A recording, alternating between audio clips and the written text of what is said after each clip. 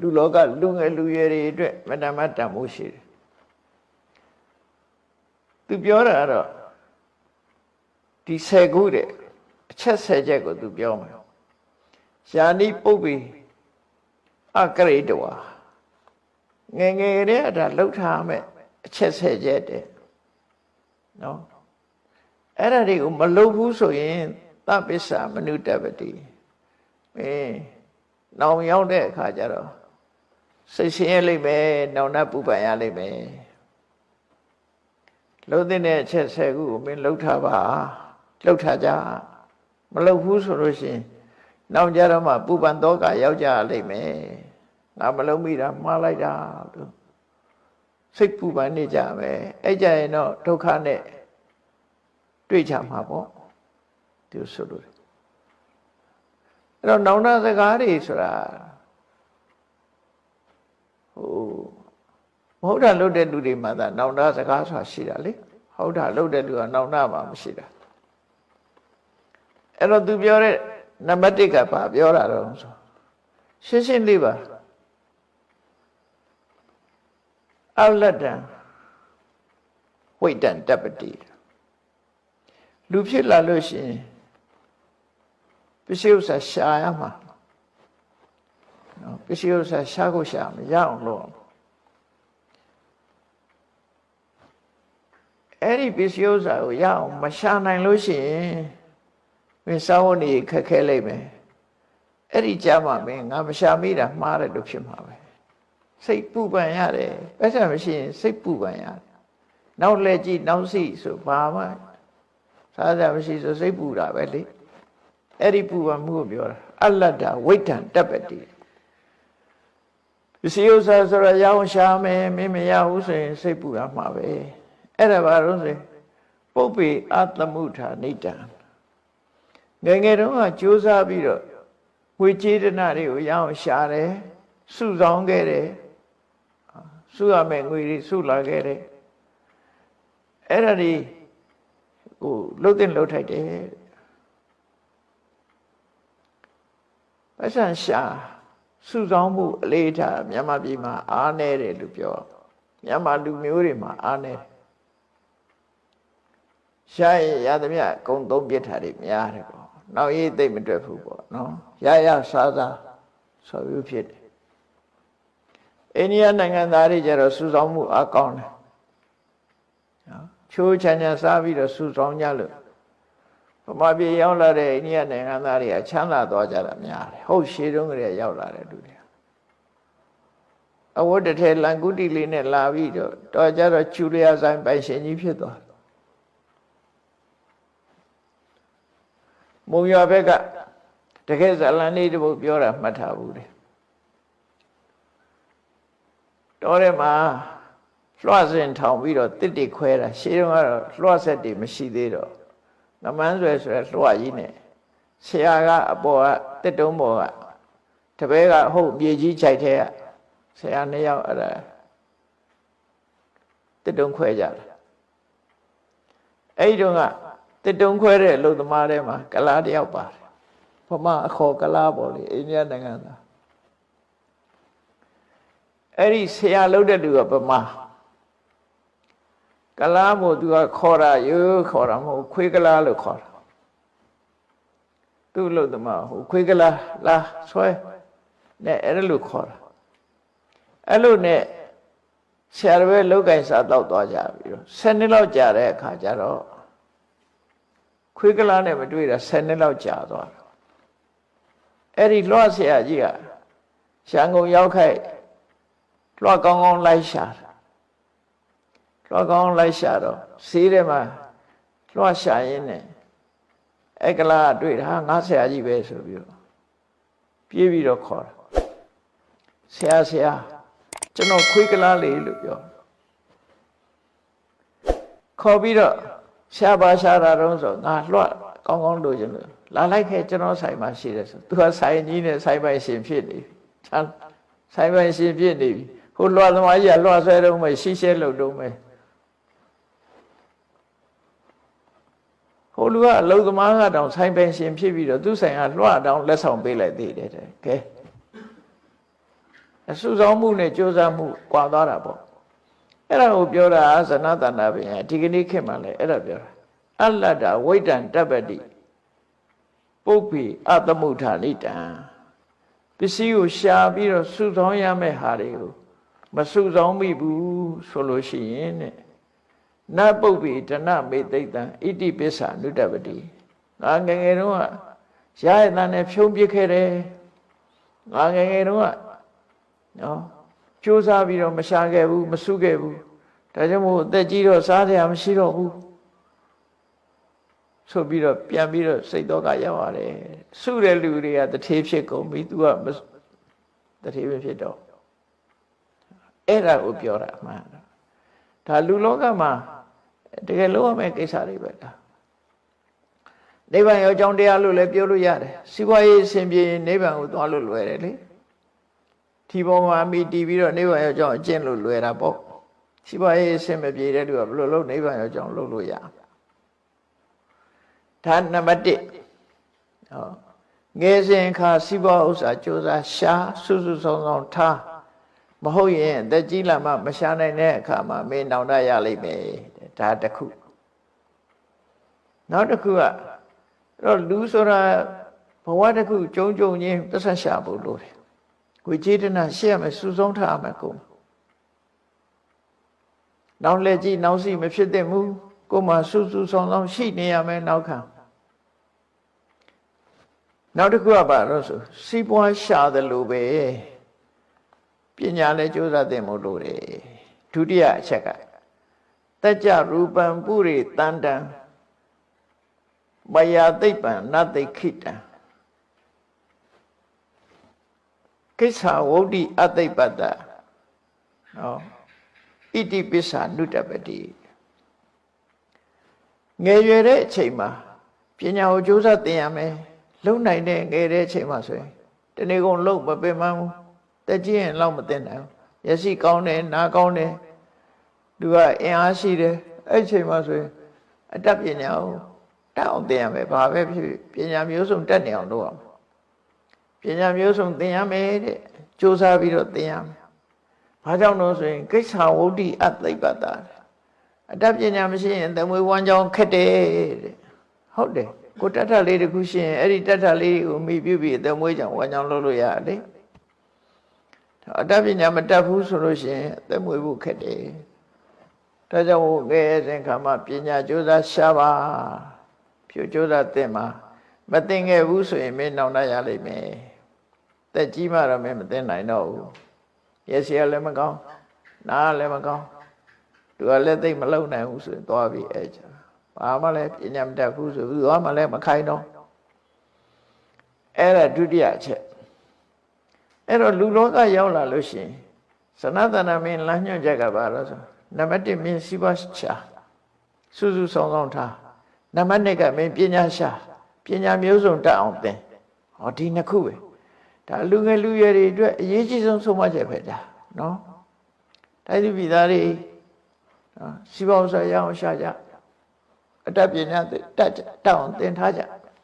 ကိုပညာနဲ့ကိုလှုပ်ရှားလို့ရမယ်ဒီနှစ်ခုအေးဟုတ်ပြီနောက်တတိယအနေနဲ့ဗာပြောတော့ဆိုကုတဝေထိပုရိအာသိပိတုနောပိဋ္ဌိမန္တိကောသန္ဒောသဖရုသောသပိဣတိပစ္ဆာဒုတ္တပတိလူဆိုတာစီပွားလဲရှာပညာလဲသင်အဲ့ဒီချက်မှာရိုးသားဖြောင့်မတ်ဖို့ကိုချင်းတရားကောင်းဖို့လိုတယ်တဲ့မရိုးသားတဲ့ဘုရားဘာတော့ဆိုရင်ပတ်စံမရှိတော့သူကပတ်စံရှာတယ်ဘာနဲ့ရှာတော့ဆိုကောက်ကျစ်ဆင်လဲတဲ့နည်းတွေနဲ့ရှာဟိုလူဆရာပတ်စံချီသွားလိုက်ပြန်မပေးဘူးဒီလူဆရာပတ်စံချီသွားလိုက်ပြန်မပေးဘူးနော်လိန်လေလှည့်ပြားတယ်ကုတဝေထိပုရိအသေကောက်ကျစ်ဆင်လဲတယ်အတုလုပ်ပြီးတော့ရောင်းတယ်ပတ်စံရှာရပြီအဲ့ကြတော့ပညာနဲ့ရှာတာမဟုတ်တော့ဘူးအတုနဲ့ရှာ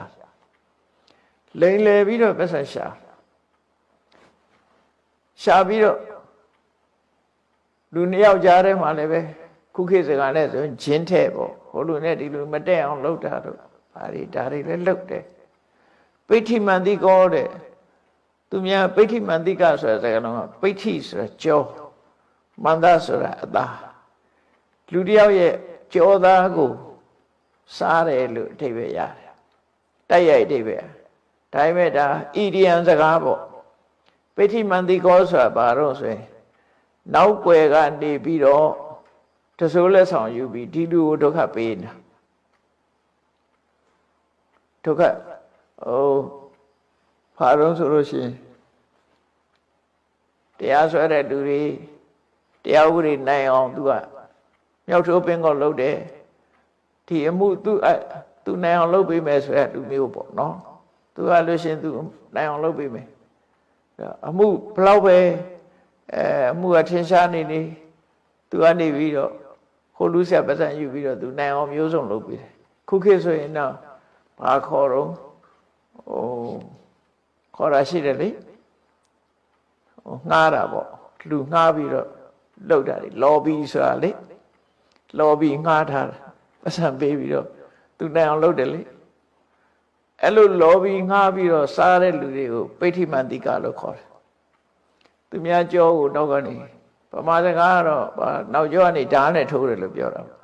ဒီပါဠိကျတော့အဲ့လိုပါဠိစာပေမှာတော့အဲ့လိုမဆိုဘူးသူကဘာဆိုတော့ဆိုပိဋိမန္တိကောသူများကြောကုန်းကိုကြောသားကိုစားသူလို့ဆိုနောက်ွယ်ကနေပြီးတော့မတရားလုပ်ပေးတဲ့လူကိုပြောတာပတ်စံယူပြီးမတရားလုပ်ပေးတာဒါရလည်းရှိတာပဲခုခေတ်လည်းရှိနေတာပဲစံဒေါသပရုဒေါသပြီးတယ်ကိုမူရလည်းကြမ်းတယ်စိတ်ဓာတ်ကလည်းကြမ်းအဲ့တော့မဟုတ်တာဆိုအကုန်လုံးတယ်အဲ့ဒီမဟုတ်တာအကုန်လုံးတဲ့ပုဂ္ဂိုလ်ဟာလည်းပဲနောက်ဆုံးအချိန်ရောက်လို့ရှိရင်ငါမဟုတ်တာတွေလုပ်တယ်ဆိုပြီးတော့တေခါနေကြတော့စိတ်ပူပန်ရလိမ့်မယ်တဲ့အဲ့ဒီပုဂ္ဂိုလ်မျိုးဟာဒါမလုပ်သင့်ဘူးလို့ပြောတယ်နောက်စတုထအချက်ကလည်းတူတယ်ဒုစရိုက်နဲ့ဆိုင်တယ်လူတယောက်ဟာငယ်ရွယ်စဉ်အခါမှာကောင်းကောင်းမွန်မနေပဲနဲ့ပါဏာတိပါတိပုရိအာသိလှုပ်တော်စာပိအနာရိယောဘူတနာနာပစာယေတာဣတိပစ္စာနုတပတိအသက်အရွယ်ငယ်တဲ့ချိန်တော့ဆိုရင်တော့တော်ဆိုလဲတတ်လိုက်တာပဲလူသားရမယ်ဆိုလဲတတ်လိုက်တာနော်တတ်တယ်လှုပ်တော်စိတ်ဓာတ်ကကြမ်းတမ်းတယ်ရက်ဆက်တယ်အနာရိယောလူတော်လူကောင်းစိတ်မရှိဘူးလူစိတ်မရှိဘူးဘူတနာနာပစာရိတ်တံဆိုဘယ်သူမှကိမဆိုင်ဘူးအကျဉ်းတရားမေတ္တာတရားကင်းမဲ့တယ်ဗစ္ဆပေးရင်တော့လှုပ်တာပဲဘယ်သူတတ်ဆိုရင်လည်းငှားရင်လိုက်တတ်တာအဲ့လိုပုဂ္ဂိုလ်မျိုးတွေအဲ့လိုလှုပ်ပြီးနောက်ချိန်ရောက်လာတဲ့အခါကျရင်တဲ့မနေရလို့သိတဲ့အခါကြလို့ရှိရင်သူလှုပ်ရက်တွေပေါ်မှာသူဟာဆင်းရဲဒုက္ခတွေရောက်တော့မှာပဲစိတ်ပူပန်မှုတွေဖြစ်တယ်ကိုလှုပ်တာကောင်းမှမကောင်းတော့နော်မကောင်းတဲ့အတွက်စိတ်ပူရတယ်အဲ့တော့ကိုချင်းတရားပြက်ပြားပြီးတော့ဒါစီးပွားရှာတဲ့ဤနှစ်ခုပဲနော်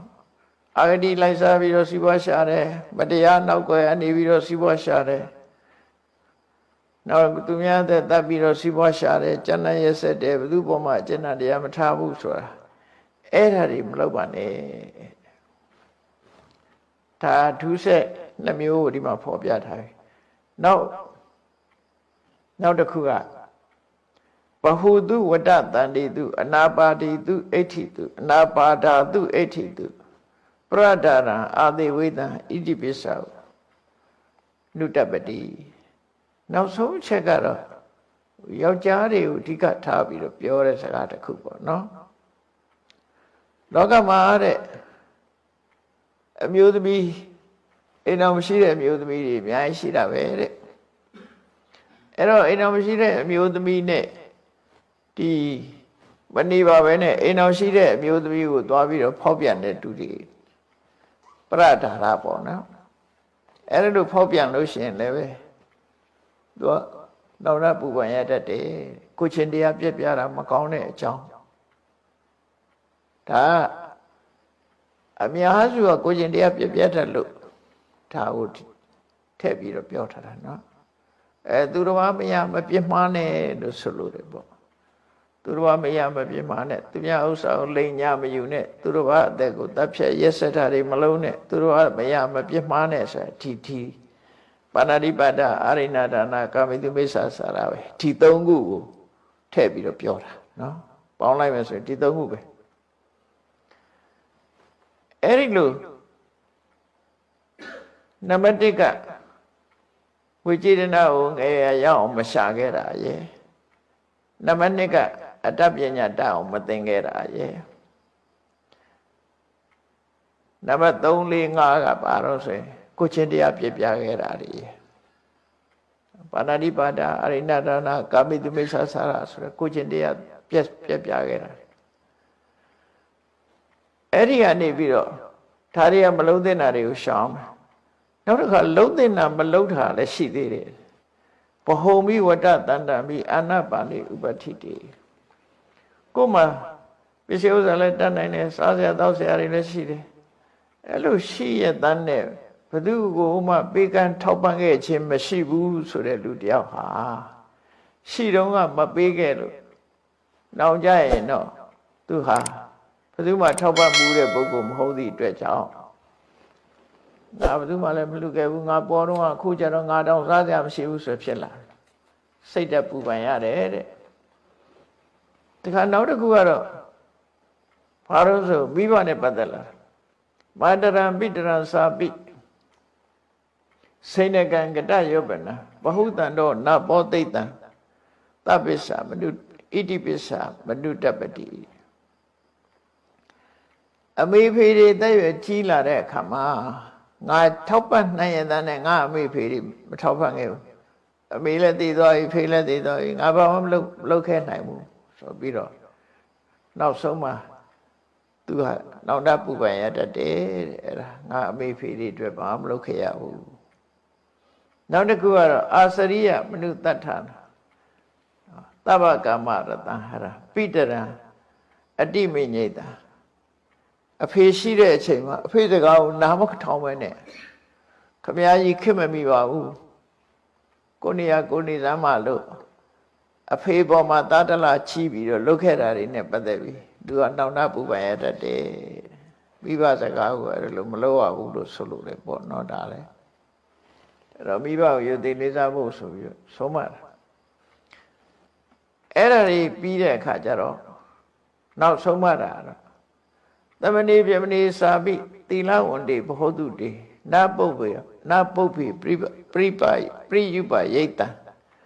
ဣတိပိစ္ဆမနုတပတိအကျင့်ကောင်းတဲ့ကိုချင်းသီလနဲ့ပြည့်စုံတဲ့ဘုဒ္ဓရကြွယ်ဝတဲ့သမဏပြမဏတွေဟုတ်လားသမဏပြမဏဆိုတာဘာသာရေးပေါ့နော်ခုဆိုရင်တော့ယဟန်တန်ဃာတွေပေါ့ဒီလိုပြောလို့ရတာပေါ့အဲ့လိုယဟန်တန်ဃာတွေကိုချင်းကပ်ပြီးတော့မသိသေးတာတွေသိအောင်မသိသေးတာတွေသိအောင်သိတာတွေကို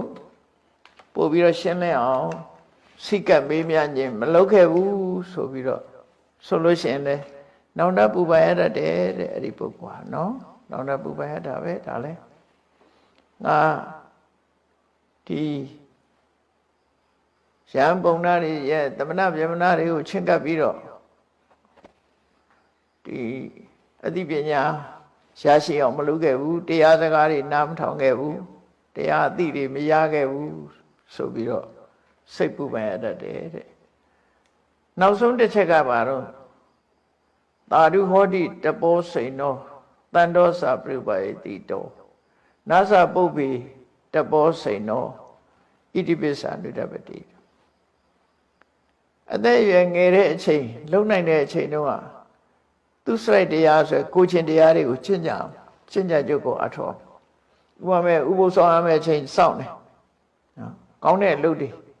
ပုသ်ဆောင်နေတရားထိုင်နေဒီလိုဟာမျိုးတွေလှုပ်သိမ့်လှုပ်ထိုက်တယ်ပေါ့နော်အဲ့ဒါဥပုသ်ဆောင်ခြင်းတရားထိုင်ခြင်းဆိုတဲ့ဒီလိုကိစ္စတွေဟာငါမလုပ်ခဲ့ဘူးတလားလေးတဲ့ဥပုသ်တခါမှမဆောင်ဘူးဆိုတာမျိုးတွေဖြစ်လာတယ်တေခဏီးကြတော့သူများတွေဥပုသ်ဆောင်တဲ့လူတွေတူတော်လူကောင်းတွေနဲ့တွေ့တဲ့အခါငါမလုံမိဘူးဆိုပြီးတော့ပူပန်ရတတ်တယ်တဲ့ အလုံးပေါင်းတော့10ချက်ပဲ